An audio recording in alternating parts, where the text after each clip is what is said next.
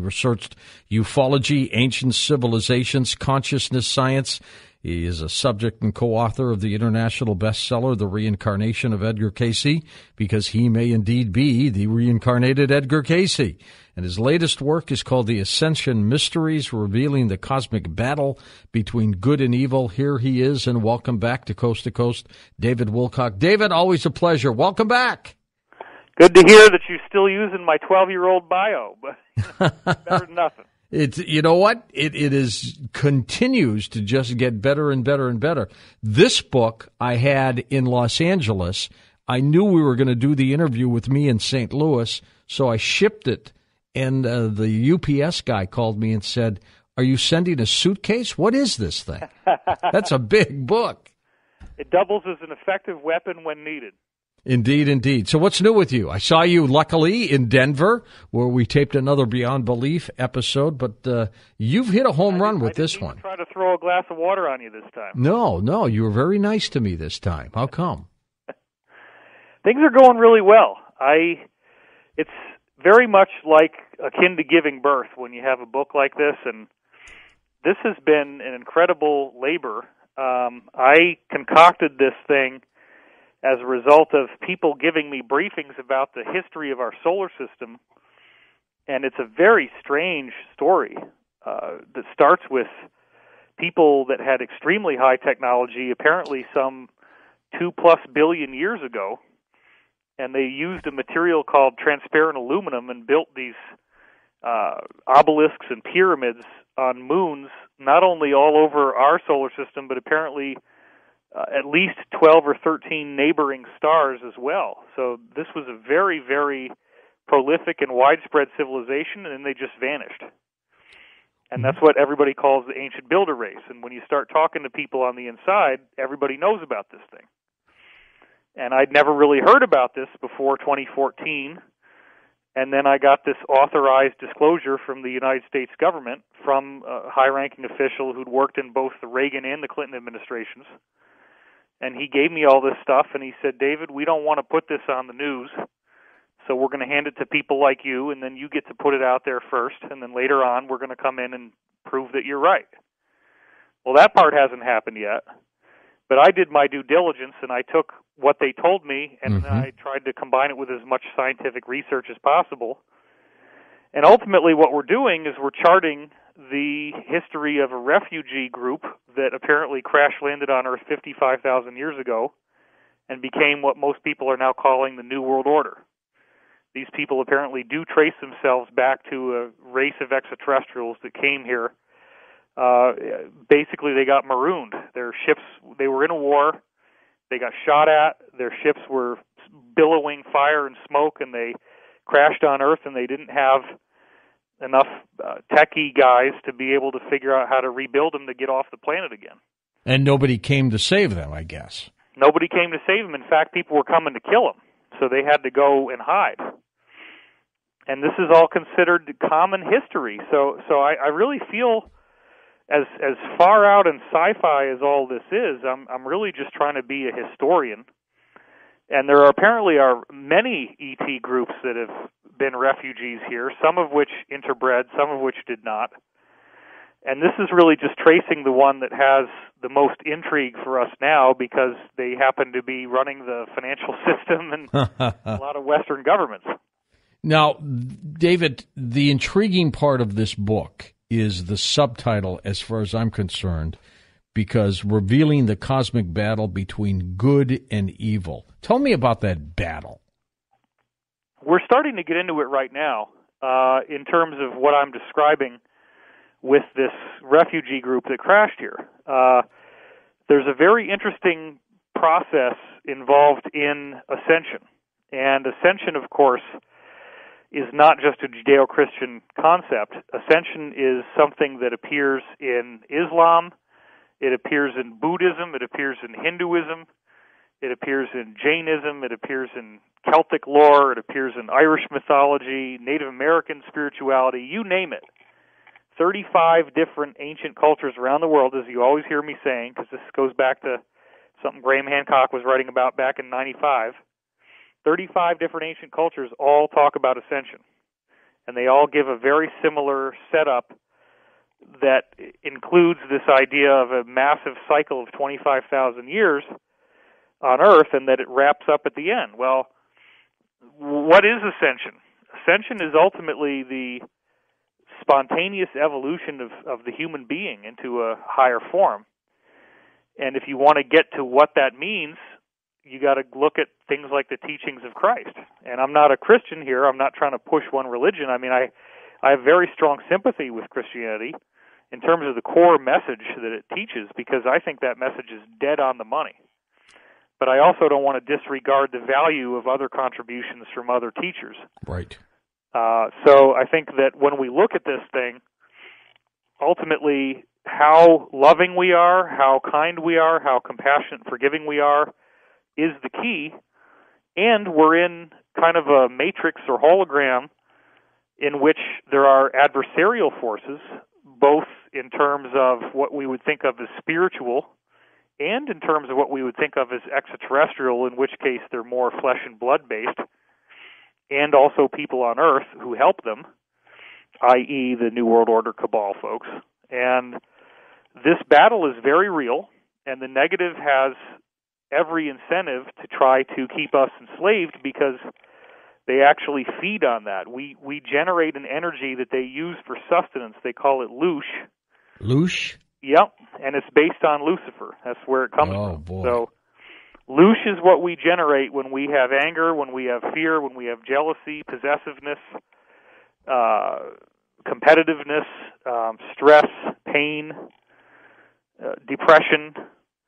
All those things that we think of as just stuff that we run into every day, they vitally require it for their survival. And this is where it starts to sound like some cheesy B science fiction movie, and I get that. But I'll tell you what, George, after 20, 30 years of investigation, 20 years of very active being online, you get enough different people that all tell you the same thing, and they can prove that they worked with presidents and their administrations, and they can show you their military paperwork and validation, and they show you pictures of things that they're not supposed to have and documents that they're not supposed to have, and so on. And you meet, let's say, 15 or 20 different people like that, and they all start telling you the same stuff.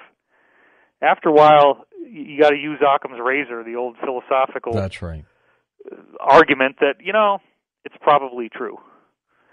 But the story is just so huge, and this battle between good and evil, it's playing out every day. It's playing out on the headlines, and it explains a lot of things that are so mysterious. Can you predict what side will win? Yeah, I think that, well, first of all, okay, that's actually a more difficult question than it might appear to be. Sure. Because everybody gets what they need out of this event. And the event is some kind of energetic release from the sun. And in this book, I don't know if you got through the whole thing, and I'm not going to grill you on the air about that. It's 500 pages long. So. It's huge. and I'll tell you the truth. I didn't get through the whole thing. Okay. Well, I didn't expect. I planned to read it on my plane back to L.A. That's pretty confident. You think you can blow it out in a plane ride? Really? Well, look, there's some really interesting stuff where I start to go into new data that I've never revealed before in describing not only some ancient religious prophecies, but then prophecies that iterated into Greek and Roman philosophy. And what do I mean by that? The oldest religion on earth is Zoroastrianism. And you could kind of say that Zoroastrianism and Hinduism both emerged from one single common origin, which appears to be in what's now Siberia. And those people originally were living in a more tropical place before the earth moved its position, causing a terrible cataclysm that we call the Atlantean flood or the Noah's flood in the Bible. And these people had to migrate south where it was warmer, and one strain became the Hindus and one strain became the Zoroastrians. Well, these people were very well aware that the sun gives off a big flash of energy and light at the end of these great cycles that they talk about. What I didn't realize until I started to do research for this book is that science continues forward into Greek and Roman philosophy, where it's known as ekpyrosis. And the scholarship on ekpyrosis, up until I wrote this book, and I think a lot of people are going to look at it now, it was so obscure that I was finding scientific papers that only had 23 hits. And yet they're like so relevant to everything that everybody on Coast is talking about. Because these are Roman and Greek philosophers who absolutely believe that the sun gives off some big flash of light and energy at the end of the cycle, and that it completely changes what it means to be human. And that is the center of gravity that all this other stuff is orbiting around.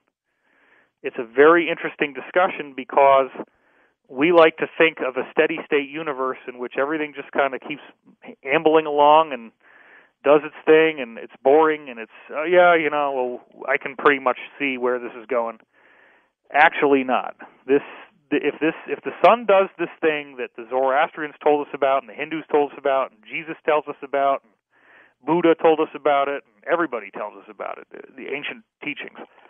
If the sun actually does this, it's okay. Let's go to the Quran, right? The Muslim Bible. All right.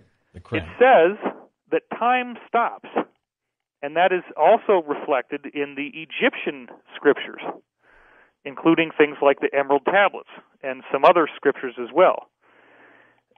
Time stops. Time comes to an end as we know it. It's a dimensional shift. There's some sort of fundamental change in the way that time processes for us. And apparently, once we go through this, we will have lifespans that are much longer. We'll experience time differently, so that, and again, I'm going to use the Bible a lot, but a year becomes like 1,000 years.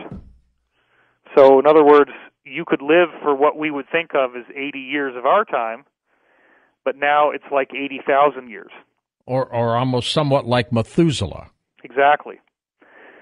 So then the weird part is that once we go through this change, we also may develop, we may gain access to extraterrestrial technology that's widely in use all around us right now.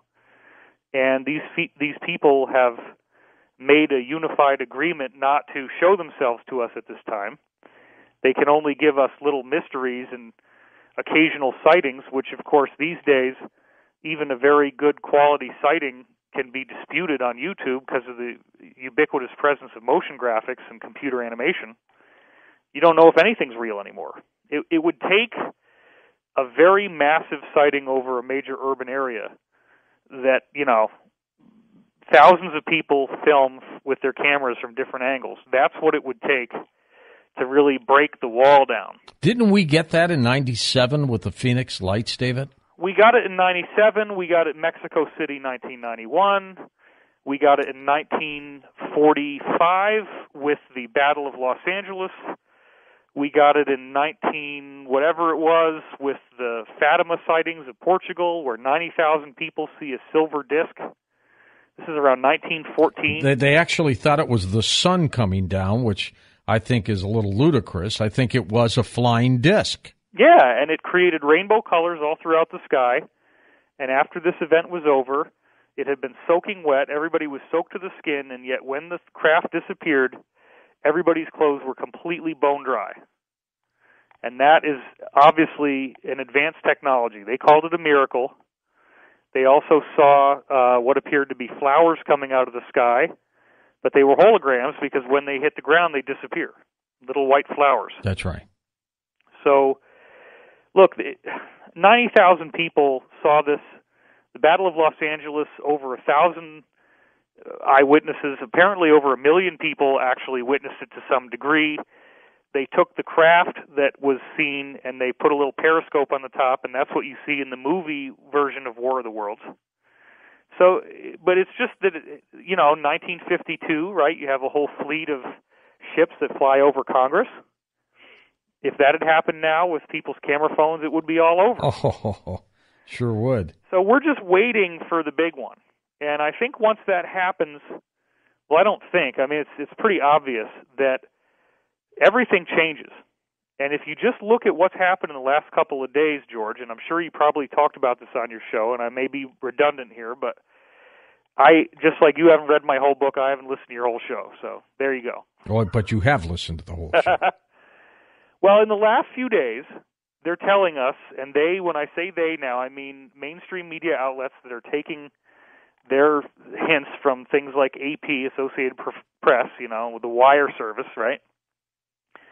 The nearest star to Earth, Proxima Centauri, 4 light years away. Great story. Probably has an Earth-like planet around it that may actually have an intelligent human-like civilization living on it already. And at the same time that they're telling us this, they tell us that SETI is now analyzing a WOW signal coming off of a nearby star. Found by the Russians. Uh-huh. And at the same time that they're telling us this, they're saying, we found some weird physics thing that allows us to get to near light speed with this microwave engine that we can stick on the end of a rocket and then start traveling around the galaxy. And here's this science geek who's published a paper in a mainstream science journal explaining that, yeah, well, the photon is violating the laws of physics that we know, but basically it just kind of becomes invisible and does its own thing. But yeah, it works. It's a propulsion system. Why are they telling us all three of these things at the same time? If you have the benefit to be able to bend the ears of insiders like I do, then what we're hearing is that on Earth there has been a fierce battle between dispossessed elements from the Pentagon that got kicked out by the cabal and ended up forming an alliance outside the governmental structure. And there's a lot of them. And they're doing this with foreign countries. America is very much involved in this. Apparently, as I've been saying, a sizable majority of certain branches of the intelligence services and the military in America is actually working to uphold their oath of enlistment, which says to defend the Constitution of the United States against all enemies, foreign and domestic. Okay, they're doing that. And I just watched them again the other night. You watch movies, the Marvel movies, Iron Man 3 and Captain America Winter Soldier. You don't believe there's an alliance? Well, just watch those movies. It's crazy how much they reveal about this column in the military that's working against these globalists. And what they're doing is they're getting ready to tell us. And even the cabal themselves knows that they're out of time. They're going to have to tell us the truth. So these things, this Proxima Centauri thing and the SETI WOW signal and the microwave engine, all of that stuff is getting ready for what they call a partial disclosure. And what that means is that they are going to show us ships that they already have that can go around the solar system. They're going to introduce us to astronauts who fly in them. It's going to be very public. And they may not do this right away because they want to try to roll this thing out over a period of time. But then we find out that movies like 2001 were real. And they found these crystalline obelisks and objects on various moons, including the Earth's moon. That's dramatic stuff. David, we're going to take a quick break, but we're going to come back. David Wilcock, our special guest tonight, his latest work is called The Ascension Mysteries. His website, divinecosmos.com, linked up at coasttocoastam.com.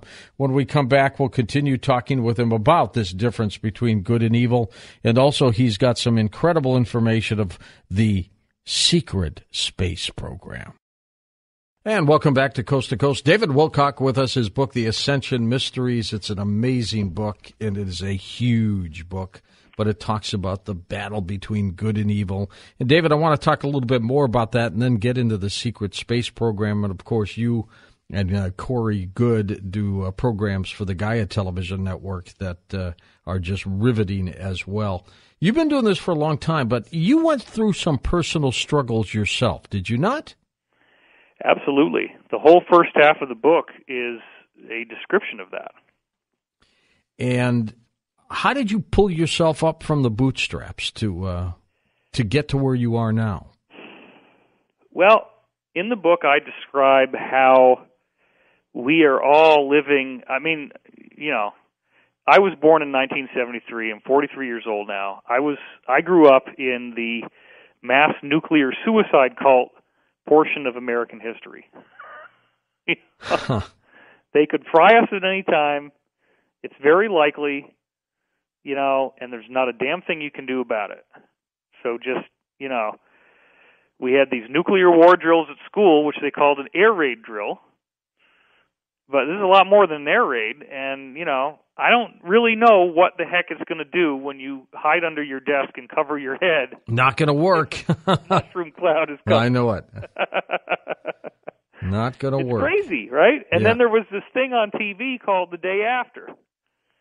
And my parents wouldn't let me watch it because, it's so scary. I went down, it was 1983, and I went up and I watched it. I was 10 years old. And I saw the scenes, and I'm like, I don't need to watch this.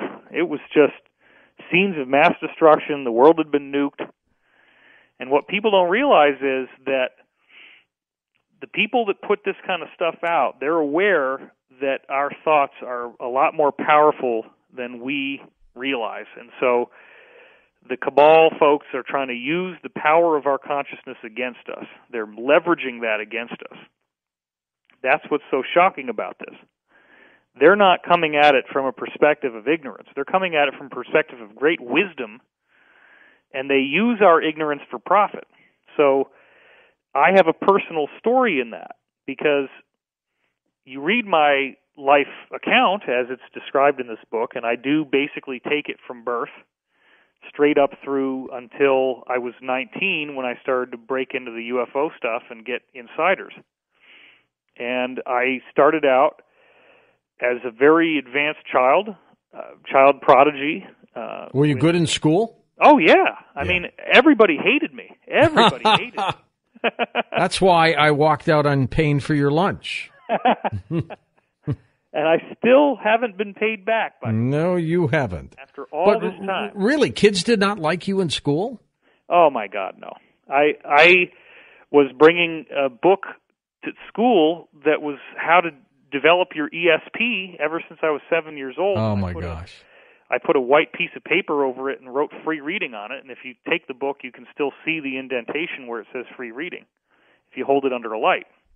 And the other thing I kept bringing to school was a monthly magazine called Odyssey, where they took, NASA stories and photographs about various astronomy issues and wrote them for kids. Did teachers think that you were a little weird? Well, yeah. In second grade, I did a classroom demonstration of my ESP for the whole class. How many kids have done that? That's right. And I assume it worked.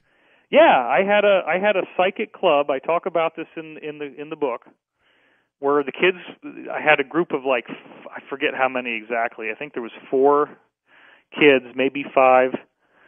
And I'm not going to say their names, but I definitely remember who they are. And one of them was my buddy who I was hanging out with all the time. And we'd already been doing this stuff on our own. And they would go around the corner of the building, and they'd pick a number 1 through 10. And they'd all agree that that was the number, and then they'd come back around. And I would just take the first number in my head, and I'd tell them the number, and it was right. And I had 100% accuracy. Amazing. And they tried to fool me by coming up with a fake number and then saying, we'll pick the real number now, and then next time we'll pick a fake number, because they thought maybe somehow I could hear them talking, even though they were far, far away, and there's no way that sound could have traveled like that.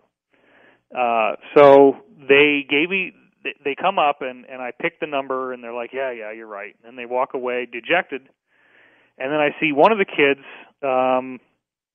who ended up being a friend of mine later. He had blonde hair, and he leans into the others, and he starts whispering, and I knew something fishy was going on. And then all of a sudden I get this big flash of, it was the number 7, I believe, and it was all in stage lights like you see at a rock concert. And it just goes, and I see this in my head, and I say, okay, you guys, come on back. You already picked the next number, and it's 7. And they were so shocked that instead of being excited about this or doing anything with it, they never wanted to have a psychic club meeting again. The club basically disbanded. Jeez. You were too good. It scared them. Yeah. They didn't expect it. They didn't know how to handle it. And then my closest buddy, Eric, and I use his name in the book, his parents were fundamentalist Christian, and they quickly ended up not wanting him to do anything with me either. We continued to stay friends, but we didn't do our psychic stuff anymore. Did they think you were like a devil worshiper or something? Yeah, absolutely. Yeah. But what I had done is I'd seen this HBO documentary on Nostradamus and said, well, heck, if this guy could do it, he's a human being, then ostensibly other human beings could do this as well, and if I can do it, then maybe if I keep practicing, I'll get to the point where I could be like Nostradamus, and maybe I'll be able to help stop a war. And, these tools might be useful. So why would I want to hog this? I want to teach other people how to be psychic so that we have a better chance of avoiding a nuclear war. And that was my plan, but none of the kids wanted to learn. They were too scared of it. Because some people believe that you are the reincarnated Edgar Cayce, the great American prophet, at what point in your life did you start thinking maybe you were?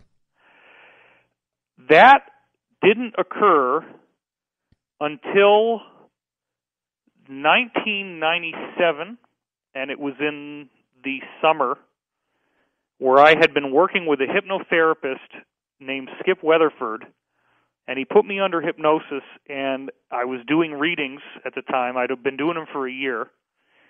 And the readings started to pull the questions that he was going to ask me out of his head before he could speak them.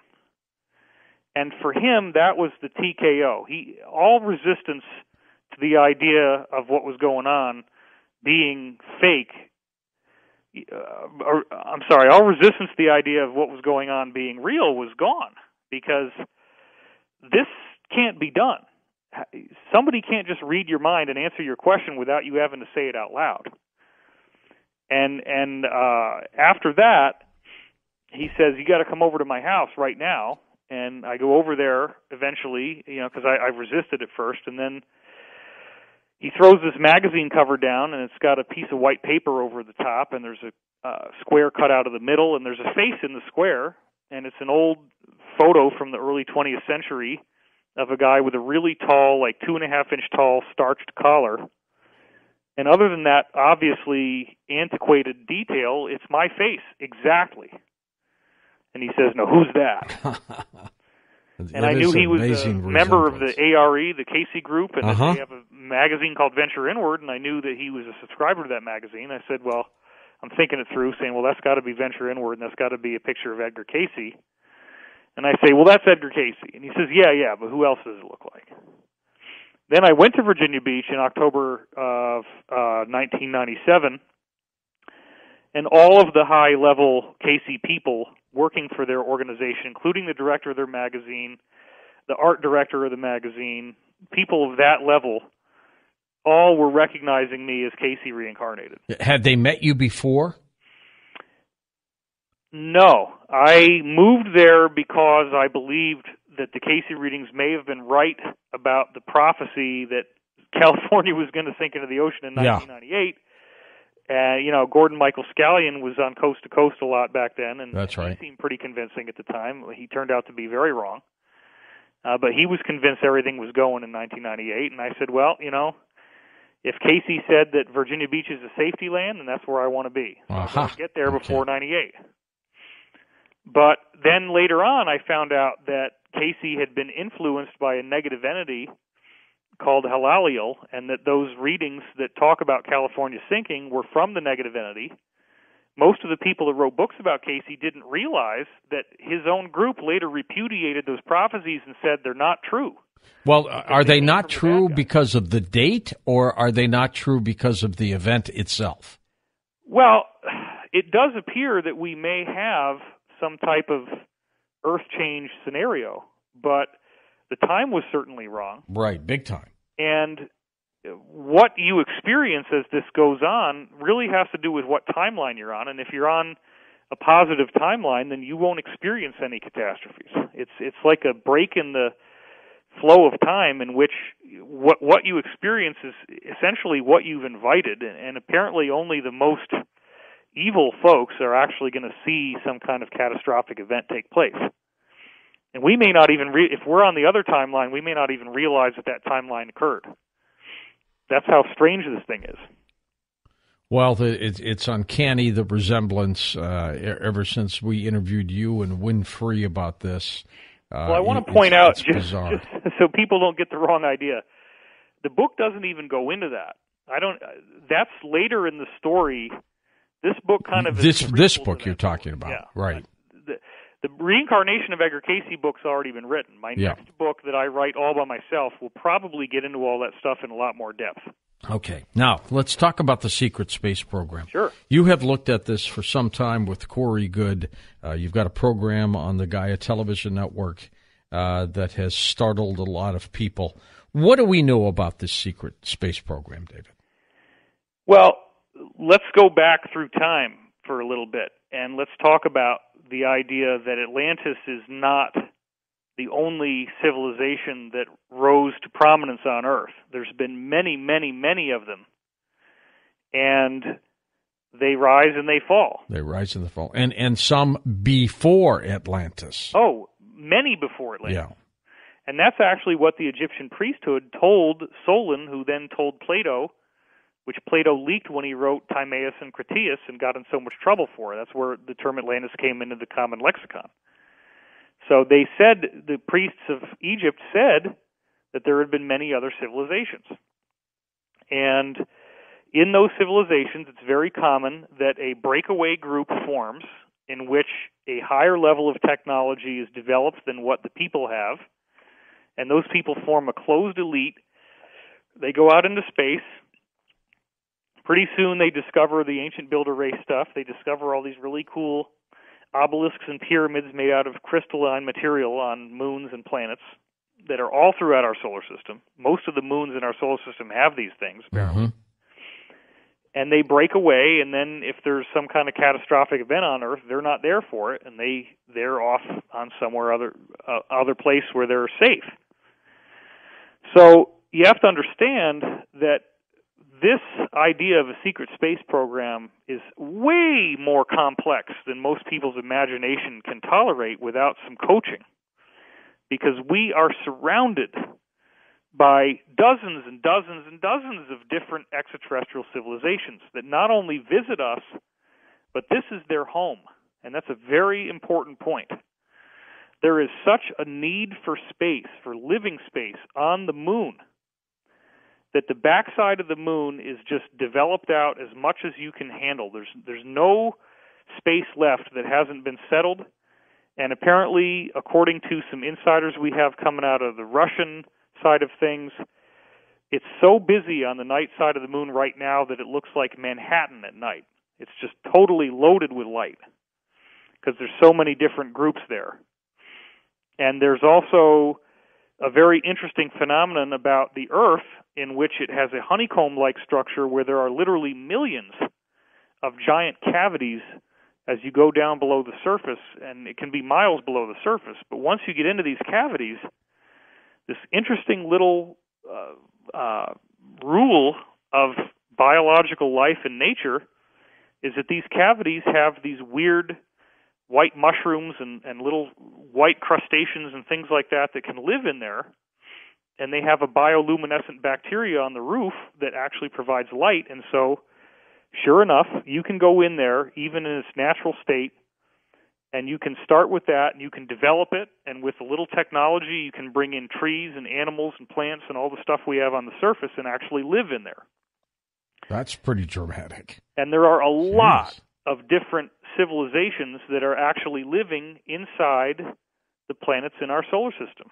And they do that because the surface isn't necessarily the safest place to be for very long. No. And if you process time differently, if 1,000 years is like 1 year, then a 25,000-year cycle where the sun gives off a big flash of energy, that might only be 25 years for you. You don't want to be sitting around on the surface and waiting for that thing. David, the late remote viewer, Ingo Swann, in his works, always talked about structures on the far side of the moon, to the point where, he was totally convinced that something was there. So it's got to have some credence here. What I've done with this book is I'm not trying to say take my word for it. as much as possible, I am bringing in the evidence. I'm bringing in photographic proof, such as what's called the Blair Cuspids, a group of obelisks that were photographed on the moon. You can see the shadows coming off of them. They're clearly obelisks. And there's these rectangular pits in the ground around where they are. And those rectangles would represent rectangular rooms under the surface that the meteors hitting the moon and causing craters have smashed in the roof because they're so old that they're kind of falling apart. So I have physical evidence as well as bringing in as many different whistleblowers who have talked about this as I possibly can, quoting from them, correlating what they say, putting it all together. It was a massive amount of effort that went into this thing. And they're all saying the same stuff. They're all telling us that there's very, very ancient ruins in our solar system and in neighboring solar systems. Somebody built this stuff a long time ago. Many other groups have come in since then, and this technology that's the really old stuff is actually better than theirs. Why hide it from us? Power and control. It's that simple. When you are trying to establish yourself as a dominant force, you don't want there to be a bigger alpha male on the block. You want to be the bully. You want to be the guy that everybody pays tribute to, tribute payments as well, pay you for protection. So, to a large degree, running an effective government is being an effective alpha that everybody wants to finance so that he'll protect you. But if you can say, hey, you know what? There's aliens, and we don't have anything we can do against them, and they're just going to come and go as they choose and pluck people off the planet. And that's what's happening. Guys? We got nothing. We can't stop them. That's not going to work out too good, you know. Apparently, recently, the military-industrial complex actually has developed ships that can take down these Draco reptilians, which I'm sure David Icke is going to be talking about tomorrow night. Yeah, yep. And, they actually are now at parity with them. They have a comparable level of technology to actually shoot them down out of the sky, and that's part of what's happening right now. It's a very exciting time. Is that smart to do that, David? Shooting them down? It wouldn't have been before. But we're in a very different era now because we are being assisted so that we can go through this change with a minimum of discomfort and without the classic alien invasion scenario or the so-called New World Order takeover where we all get to go camping, and I'm not talking about out in the cabin in the woods. We're going to come back in a moment with David Wilcock. We're going to take phone calls, but also get into the title of his new book, The Ascension Mysteries, and talk more about that and explaining the abilities that we will have as an ascended race. What does that all mean? David's next with us with your calls on Coast to Coast AM. And David Wilcock, our special guest, we're going to come back and talk with him about Ascension, the meaning of his title, The Ascension Mysteries, and we'll take your calls on Coast to Coast AM. And welcome back to Coast, David Wilcock with us and your calls. David, Ascension, tell me what you mean by that, Ascension. Well, I think this is really the focal point of the whole discussion. That's why I called the book The Ascension Mysteries. There's different takes on it, and I don't really push a particular interpretation on my reader, but I do offer perspective on what these teachings tell us. And in the other two books, I really kind of focused on more of a gradual scenario, whereas in this book, I focus a lot more on the data pointing towards a spontaneous scenario. And by spontaneous, I mean if you're ready for it, you end up transforming into a higher level of human evolution, and the prophecies suggest that it may not happen immediately, but that within a reasonable time that we will be able to have things like telekinesis and teleportation just with the power of the mind, telepathy, all these really astonishing abilities that would normally be seen as only the purview of masters and yogis and saints. They become things that we all can do. And that's a very exciting future. The universe isn't going to give you these gifts if you're not responsible enough to be able to handle them. And I think that's the key, is we all have to grow up and learn not to war with each other and fight with each other. And the seeming powerlessness that we have over these geopolitical events on the global stage ultimately inspire us to change on the personal level, and that's where it really counts. That's where the ascension process really happens. It's not something that you just sit around waiting to see. It's very much a daily, active, transformative process involving engaging in your own spiritual work and doing the hard work of learning to love and accept others and forgive them for the things that they're doing, because it's a very challenging, ongoing process. And, of course, Jesus ascended as well. So is there some similarities there? Well, if you look at the Casey reading, since you brought it up already, he described his readings, which seem to be coming from a very high source, described Jesus as our elder brother, and that they also say Jesus is the pattern.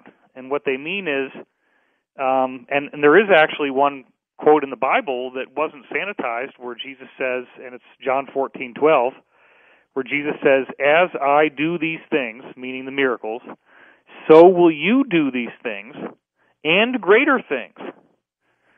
So clearly, he's not the only one that has these abilities, and this notion of a second coming of Christ seems to be not just one messianic figure, as people often describe it, but a variety of people who start to have this happen to them and are then able to do things to dramatically tip the scales on earth in our favor. What do you think of end times prophecy, David? I think it's very reflective of realities that we're already seeing. We've had the hottest summer on record. We are having wars and rumors of wars. We're having wailing and gnashing of teeth. We're having mass starvation, droughts, epidemics, financial destitution, all the stuff that if you go back to what the Hindus said about the Kali Yuga, Buddhist end-time prophecy, Islamic end-time prophecy, Christian end-time prophecy, Judaism, I mean, it's all over the place. The Hopi prophecy, I mean, everybody basically described a world that becomes increasingly polarized, where the contrast between good and evil becomes so obvious. And, of course, the New Agers and White Lighters are going to say, oh, there's no evil, and you need to just love the evil. But, look, if you get abducted by reptilians and pulled into the galactic slave trade, I don't think you'd be saying that there's no evil. No. So, no. There are some real things that we have to contend with, and in the greater sense, the spiritual teachings tell us that this is all a big hologram, and it's all identity, and there's only one identity, which is the creator of the universe, ultimately, and we're all iterations of that in our own way, with only, we do have free will, but ultimately how we treat others is how we treat ourselves. And that's the real cosmic awakening that we get, is when the individuality starts to break down, we begin to perceive ourselves as interconnected with others. That's growing up. That's maturity. That's ascension. Ascension is realizing that we're not separate people, and what we do to others directly affects us. And you claim that we have extraterrestrial DNA in our system. Absolutely. That's a widely held notion in the insider community, and there's also poignant data in the real world that validates that. We found very bizarre skeletons with elongated skulls all over the planet, everywhere from South Africa in the Boskop area to Omsk, Siberia. You see these people in the Egyptian pharaohs, in the sculptures and paintings and carvings of them. You see them in Peru. There's a variety of skulls that have been found in Peru and Bolivia and Brazil and these other places that have those characteristics. When I was at Contact in the Desert, we had Brian Forster there, and he's now saying that those skulls are being medically analyzed and they don't have the same number of fissures in the skull that ours do, and they have odd characteristics. Well, guess what? Those people were here. Most of the time when you find these skeletons, they're given honorable burials, clearly showing that they were people of public prominence. And it's very likely that they did interbreed with us, and therefore to hear it from the insiders, we are a very hybridized human race. There's a lot of different DNA that has been mixed together to make us who we are today, and that's part of why we are so spring-loaded for ascension, is a lot of this DNA is like hot-wired for ascension. We're actually much more capable of ascending than most other races would be in terms of how fast and how powerful we will be once it happens. All right, let's go to the calls. International line, Jillian in Markham, Ontario in Canada. Hi, Jill. Go ahead. Hi, so great to talk to you and David. Great. Thanks, Jillian. Yes, I'm wondering how we can help the ascension. I have friends that are going on raw vegan diets, and they say they're getting incredible amount of abilities because of this, cleaning out their body.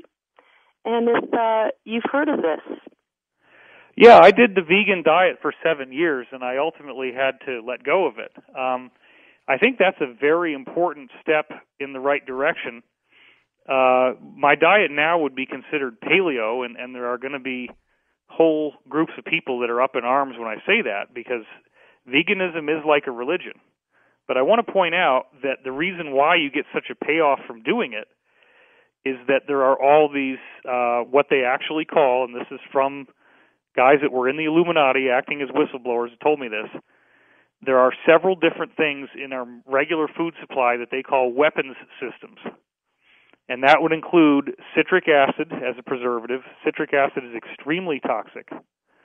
If you have it in its raw form, it has to be considered a hazardous material. Refined sugar, which is in so many things, all the corn syrup and all that stuff. MSG, which can show up as hydrolyzed soy protein, monosodium, all this kind of stuff. Then also, I don't know, there's so many. Wheat, you just can't eat wheat at all. It's very bad. Of course, corn is genetically modified. Dairy is really bad.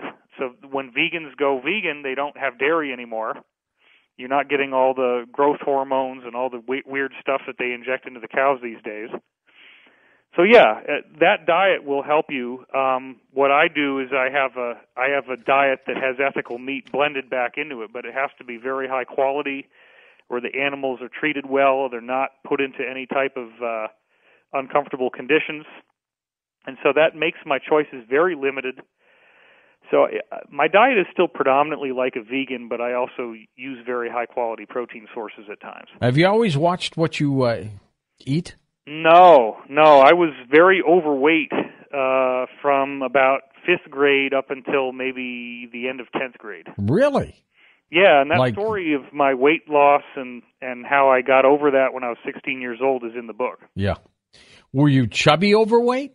Oh, yeah. No, I weighed 225 pounds at 5'9". Jeez. So, and that was not healthy. No, you weren't on the football team, were you? I had the moobs and the spare tire and all that. Oh my gosh. A heavy kid. And you've done your metamorphosis, David. Back in those days, nobody else was, and so I was the fat kid, and I got bullied and teased mercilessly for it. Back to the cabal for a moment. Would you say the cabal is the evil part of the good evil? I would say they're an aspect of it. The cabal ultimately is controlled by negative extraterrestrials. The main group that's controlling the negative extraterrestrials would be the Draco reptilians. They also have other groups that they are dominating that are extraterrestrial as well. But then the Draco actually have a god. They worship an AI, and the AI is ultimately controlling the Draco. And what we find out from many other extraterrestrial races is that the AI is ultimately what we would think of as Satan or Lucifer, and it's this force that will use biological life forms to do its biddings. Those forms end up getting injected with nanites that basically take over their body. You get super lifespan, you get super healing capabilities, you get super expansion of your mind, but you've lost your soul. And ultimately what the AI does is it destroys all biological life. And it seems that whatever this thing is, it exists in the spiritual form, but it cannot take flesh, because if it does, it's subject to judgment. And I know that sounds very Christian, but this is how it's been explained to me by some very high-level whistleblowers who identify as Christian, but they also work for the government. So there you have it. All right. Let's go next to Thomas in La Jolla, California. Hey, Tom, go ahead. Thank you for taking my call, George. Sure thing. And great interview tonight, David. Thank you, Tom. David, I wanted to ask you about, people, the cabal travels between the stars with hardware, but isn't the poor person's method of travel, isn't that through portals, through megalithic sites, power spots, power mountains here on the Earth? It's as if the Earth is riddled with portals that directly connect us to the universe, to other star systems, to other planets. The Native American traditions talk about portals at power spots such as Mount Shasta, Cuchama, here in the San Diego area, and even in power spots, in the Southwest, etc., in England, in France, in Asia. These power spots connect us directly because they are portals. You go to the power spot, whether it's Giza Plateau, Göbekli Tepe, Baalbek, etc., Stonehenge, and at certain times you can step through into another world, another star system. And I was wondering if you would comment on that as opposed to hardware, spacecraft, that maybe the techniques of travel between the stars are already there, existing as portals all over. Yeah, sure. I mean, I could do a 2-hour dissertation easily and only do a basic outline to answer your question. So let me see if I can do an elevator version. In 2 minutes. Yeah.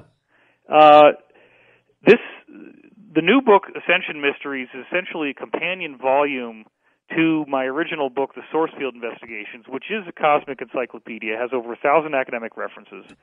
And I do get heavily into portals in both of those books. The new Ascension Mysteries book has a lot of stuff on this. But to go back to Sourcefield for a minute, what we're ultimately dealing with is sacred geometry that appears as resonant fields in the gravitational field, actually. So they're like waves in gravity, and they're invisible, but they exert force, and they actually shape the continents and the mountain ranges and the undersea volcanic ridges on Earth. And there are all different levels of geometry depending on where you're looking, and it's when they cross, because they all rotate at different speeds, and that's geometry inside the Earth as well as geometry in the alignment of the planets. When certain alignments take place, you get these bubbles that actually glow. They give off light. And if you happen to go inside one of those bubbles, you could portal. But the question is, can you control where it's going to go? And so a lot of these ancient sites, their basic purpose is to harness those bubbles, to draw them in at the times that they're formed. But then what we now know from high-level insiders like Corey Good is that the priesthoods would have these special tools, such as things made out of solid gold, and those tools are very important in terms of knowing where you're going once you step into that ball of light. Because if you don't have one of those tools and you don't have a highly developed consciousness, you could very easily get lost somewhere in space and never come back. Remember the movie Contact with Jodie Foster, okay? I had lunch with the guy that wrote that movie today because he's working on my new film. Really? Bring that up, yeah. How about that? Yep. Talk about synchronicity. I mean, we're 3 weeks away from finishing Convergence. Thank God, finally, after all these years. It's taken you a long time, but it'll be worth waiting for. Yeah, and we got a bunch of financiers lined up who want to work with A-list screenwriters, and they want to do disclosure films, and so things are looking really good right now. Good for you, David. Did he talk a little bit about Contact and what he meant by that wormhole for travel? An incredible propulsion system. Yeah, that is essentially, he didn't know, let's just put it clearly, he didn't know that this was based on truth.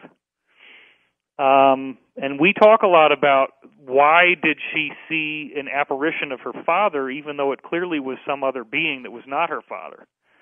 And that and he says this is how it's been done for billions of years. That's right. And they're looking for the same thing we're looking for. Yeah. And that's just a very accurate reflection of what's really going on. Jim is working on another film with a major UFO personality. I can't say who it is yet because it's, these things are governed by proprietary agreements. Of course. Speak about them, but I'm just really excited that he's doing my film. And I mean, we did not plan this. It's really funny that you would bring that up because I literally I had to take a big bite out of my schedule and drive down to Santa Monica. We had lunch at True Food Kitchen. And I had the salmon, and he had the salmon, and we had our little drinks and talked about the film, and basically, sealed up all the plot details. And he thinks that this could be one of the best things he's ever written. So, coming from the guy that wrote Contact, that's pretty exciting. That is exciting, David. David, give out your website, and where can people get the big book, The Ascension Mysteries? Sure. I have two websites now. One is divinecosmos.com, DIVINECOS. That's the one you've had for a while, right? Yeah, and the new one is Wilcock, DWILCOCK.com, and that's where I'm giving people Ascension updates that might be too sensitive for me to put out on a public website normally. So there's like an email sign-up on that one. Okay. I also, of course, have the new book that's come out. It's in audio form, it's in Kindle form, and it's also in hardcover. However, this week, up until I guess September 6th, if you're thinking about buying it at all, right now is the time to do it because it costs less and it ensures that we get on the bestseller list. And that's important because we're trying to get this thing into mainstream credibility.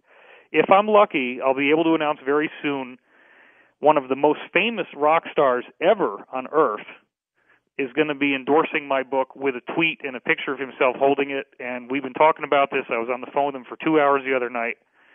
I hope he does it. I think he's going to, and that will be great. Is his first name Tom? No. All right. We're going to come back and take final calls with David Wilcock on Coast to Coast AM.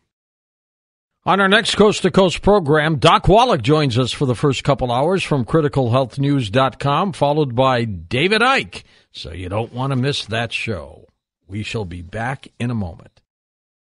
And welcome back. Our final segment with David Wilcock as we talk about his work, The Ascension Mysteries. David, how long have you been working on this book? Wow.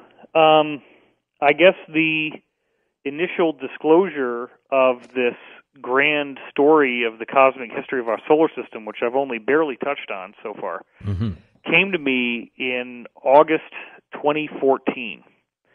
But it was essentially informing work that I've been doing in terms of studying whistleblower testimony and talking to them myself for 20 years. So everybody wants to know, what do your insiders say? What's the deepest intel you can give us? And in my other two books, I tried to satisfy the skeptics who only want things that are scientifically provable, whereas in this book, I really just come out with all of the insider stuff. So it's like full disclosure in a book, and I try to map on the science to it as much as I can, and the extraterrestrial archaeology we see on various planets and moons, and all that stuff fuses together. So I think people are going to say this is my best book. It's certainly going to be the most sci-fi and interesting in terms of its scope and the depth.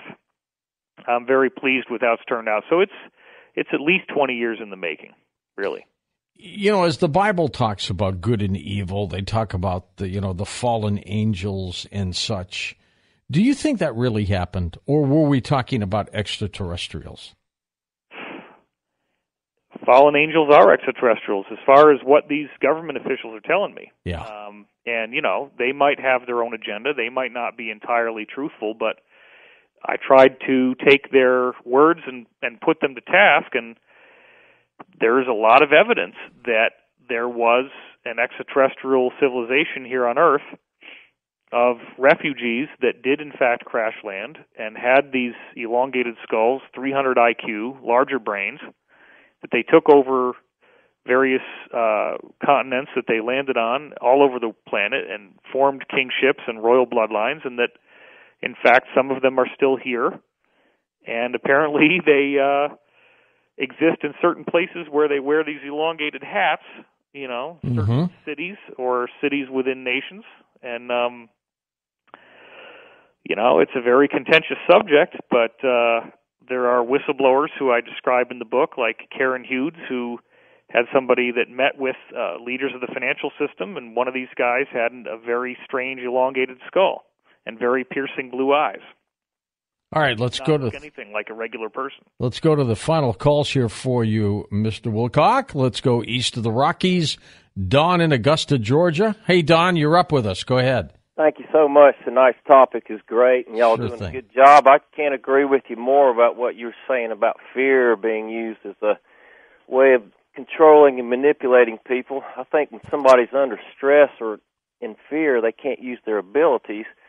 And I noticed when I quit watching the mainstream news so much, I get all my news from George, and I quit drinking fluoride and some other things, my paranormal abilities just went through the roof. Absolutely. I can read people's minds and think clear, and I think I've been in fear my whole life, worried about getting in an accidental nuclear war or some kind of event, and just, if I can get this fear off my back, I can use my abilities better.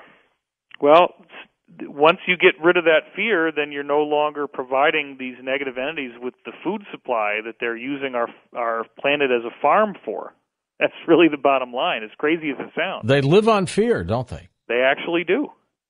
They feed it, they grow with it, they nurture it, and everything else. And one of the contentious points is, why would a loving God create a universe this way? And the answer is that the hero's journey, the struggle between good and evil, is written into the cosmic nature of the universe itself. And I really go into that in my second book, Synchronicity Key, go into all the details about Hollywood screenwriting, and that every movie is basically the same hero's journey story.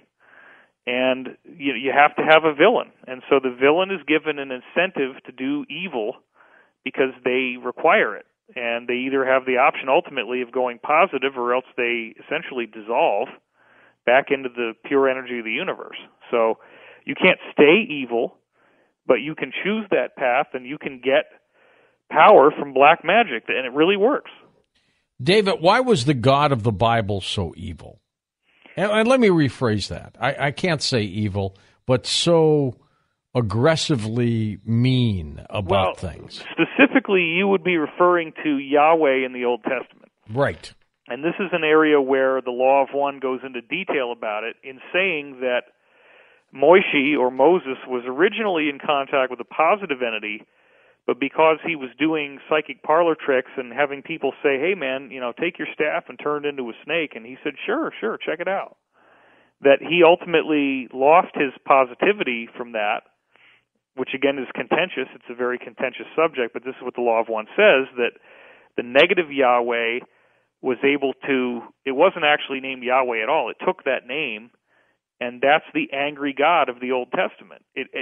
The angry God of the Old Testament is a Draco. And so you're going to see all of this Draco type of stuff that it's saying and doing, like I will smite thy firstborn, and I will bathe you in blood, and all this kind of crazy stuff. Isn't a Draco a reptilian? Yes. And didn't they also confuse the Draco as the devil? Yes. I mean, the Draco live in underground bases. They have vertical slit pupils and reptilian skin, and Christians have been saying that Satan lives in hell, and hell is underground. And so there is some kind of weird, that's amazing, subconscious telepathic thing where we're tapping into something that's true.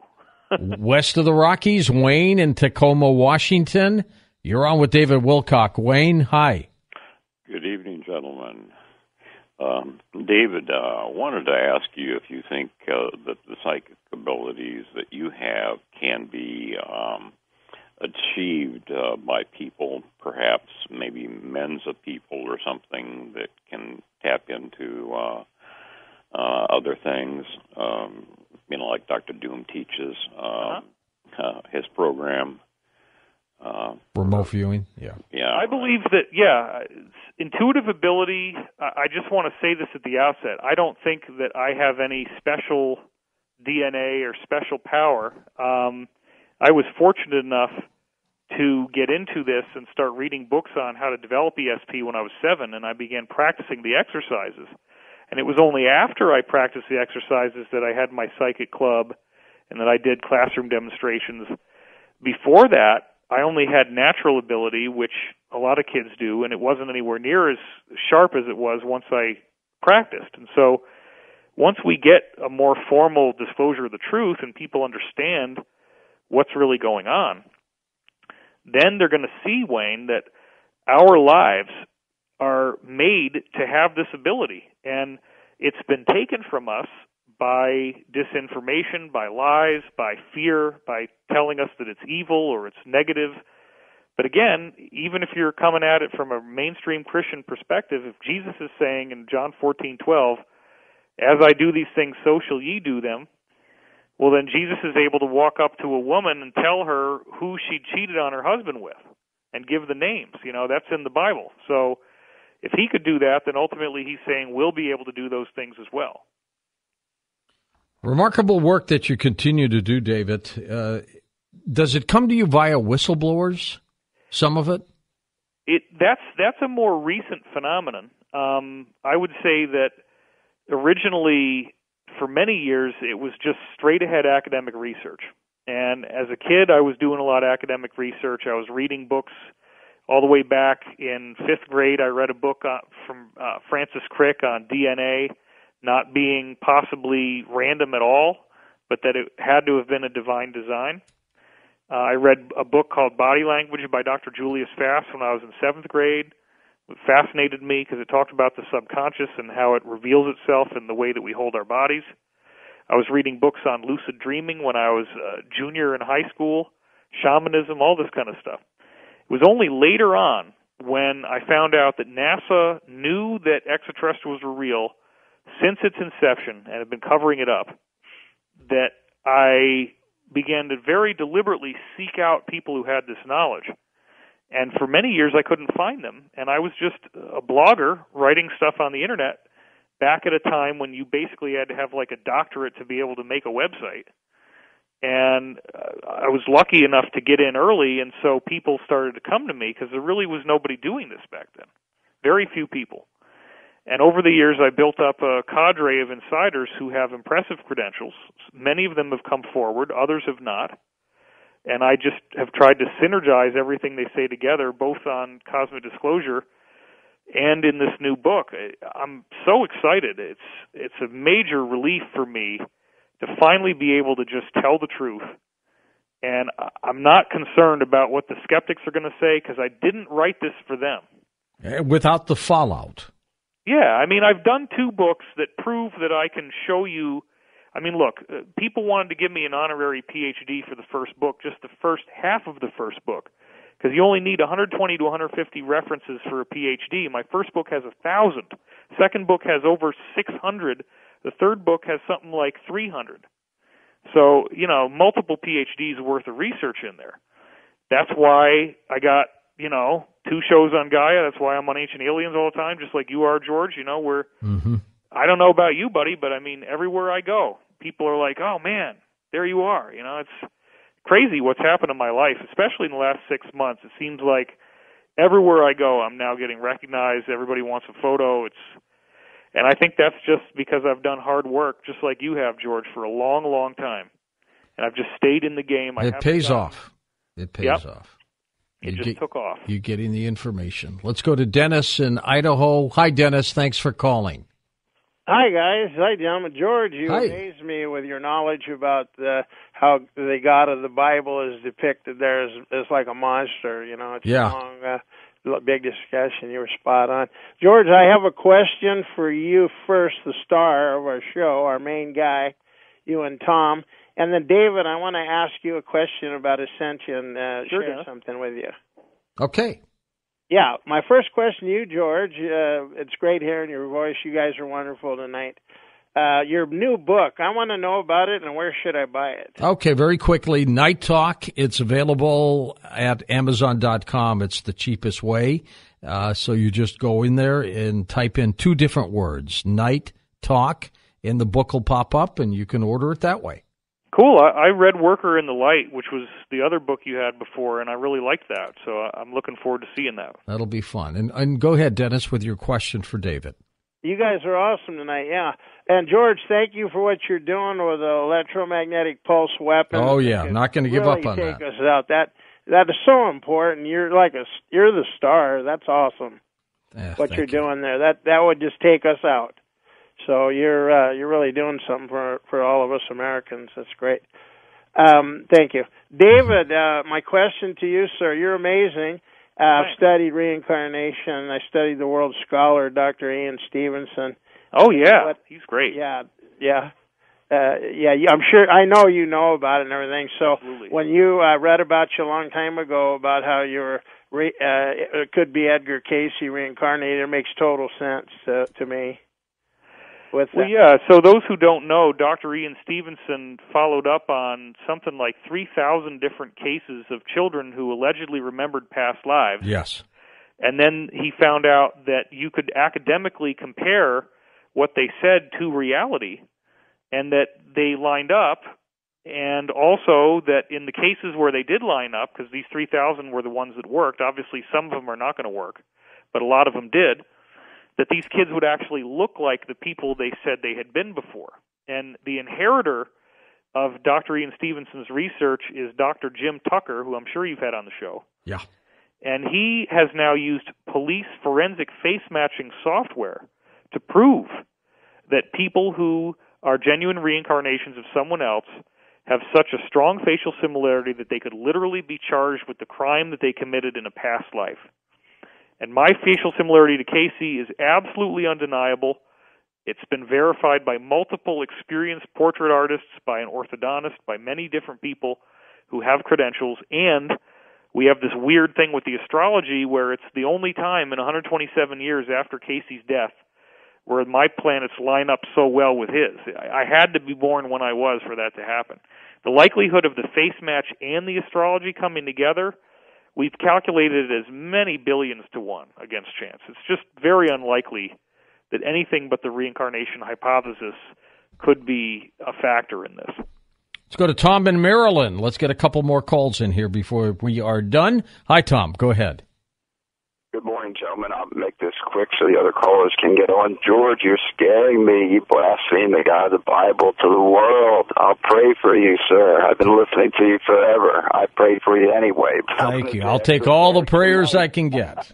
Mr. Wilcock, I was on your site, and I was wondering, information very interesting. You have information on DNA and purpose of life. I read a lot of the reviews, and they all seem very positive. I was wondering, though, I couldn't find a bibliography that stated where the information came from. Is this information just imparted to you, or are you relying upon scientific studies? Oh, my gosh. Yeah. I'll leave you with this. As far as the DNA is concerned, it has a directionality, and it usually exists as a double-stranded structure with both strands coiled together, but it's made up of different nucleotides. What have you found with the different DNA you mentioned as far as the nucleotides, and what are those ramifications? I'd like if you could expand just briefly on. And you want me to have time for another caller, too? Wow. No. This will be it. 2 minutes left. You're on. Okay. So point number one, no, this is not just based on channeling or insider testimony. I don't think anybody, except for maybe Lynn McTaggart in her book The Field, and maybe the classic, there's some other classic books that talk about the holographic universe by Michael Talbot. That's one I'm thinking of. Hardly anybody's done as much academic research as I've done into DNA, and it's all based on science. And I will also point out, I have strived as much as possible to use references where if you buy the ebook, you can go into them and click on the links and read the website yourself. The really cool thing, and I'm sure, George, it works the same with your book, is people can now buy the audio version, which in my case I narrated it myself, and it will read it along with the ebook, so you can have it read to you, and it'll like light up the words and stuff as it goes along. So you can buy them together and do that. It's really cool. And by the way, the audio version is a lot of work, isn't it? Oh my gosh, yeah. Your eyes start playing tricks with the copy. It was a whole week of just grueling intensity, yes. But it was wonderful. I mean, I had a lot of fun. I laughed a lot. It was a very enjoyable experience for me. To get to the second question, he's talking about 30 seconds left. DNA. We are, in fact, I'd like to refer back to the movie that I was in, Sirius, and I think, George, you might have been in that too. Yes, I popped in. Yeah, you were in there. And we, in that movie, described this little corpse that was 6 inches tall, humanoid,